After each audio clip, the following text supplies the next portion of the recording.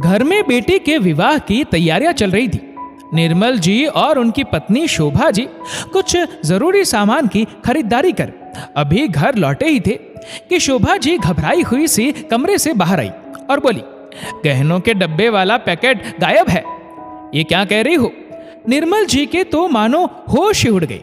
अरे ठीक से देखो, वहीं किसी झोले में पड़ा होगा। ये कहते हुए निर्मल जी कमरे में रखे सामान की ओर भागे।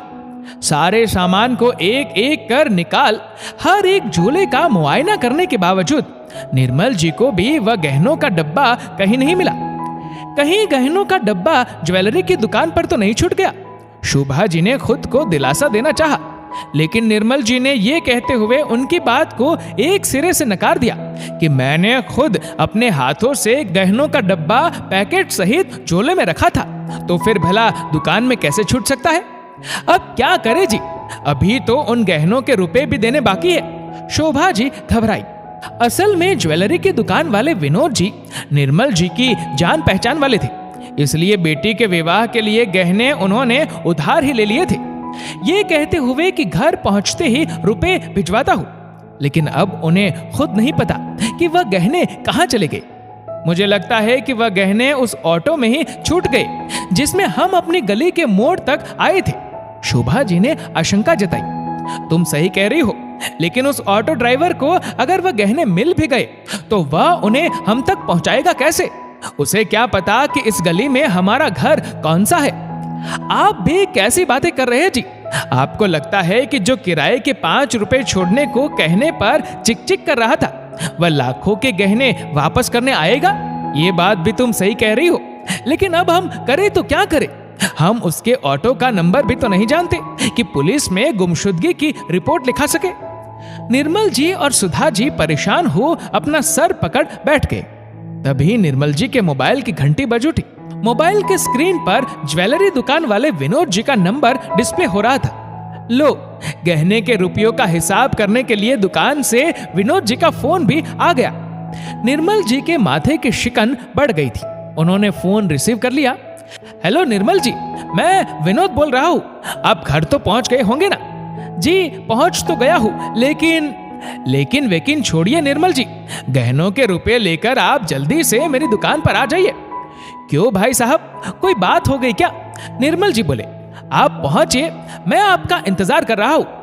ये कहते हुए विनोद जी ने फोन डिस्कनेक्ट कर दिया। अब क्या करूं शोभा, चलिए मैं भी चलती हूँ। ये कहते हुए शोभा जी भी निर्मल जी के साथ घर से निकल पड़ी।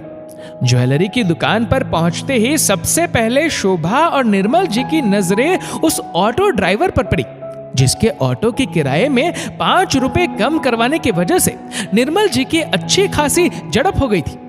निर्मल जी से नजरें मिलते ही उस अधेड़ उम्र के ऑटो ड्राइवर ने आगे बढ़कर निर्मल जी के हाथ में उनका खोया पैकेट थमा दिया।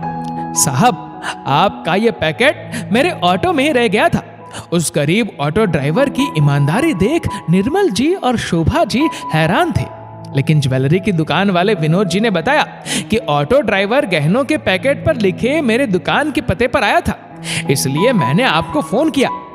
विनोद जी द्वारा उस ऑटो ड्राइवर से ये पूछने पर कि क्या लाखों के गहने देखकर भी तुम्हारा ईमान नहीं डोला, ऑटो ड्राइवर ने उन्हें जवाब दिया, साहब मेरी भी एक बेटी है।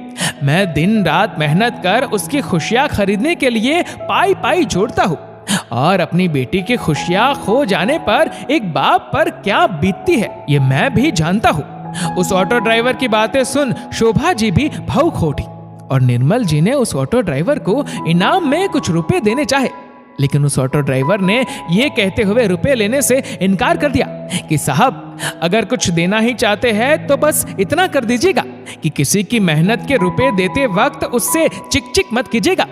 दोस्तों, इस वीडियो को लेकर आपकी क्या राय है नीचे कमेंट करके जरूर बताएगा, और अगर आपको वीडियो अच्छा लगा हो तो इस वीडियो को लाइक करेगा, शेयर करेगा ज्यादा से ज्यादा लोगों तक, और ऐसे ही और भी इंस्पिरेशनल वीडियोस के लिए सब्सक्राइब करें हमारे यूट्यूब चैनल को और फेसबुक पर फॉलो करें हमारे पेज को। धन्यवाद।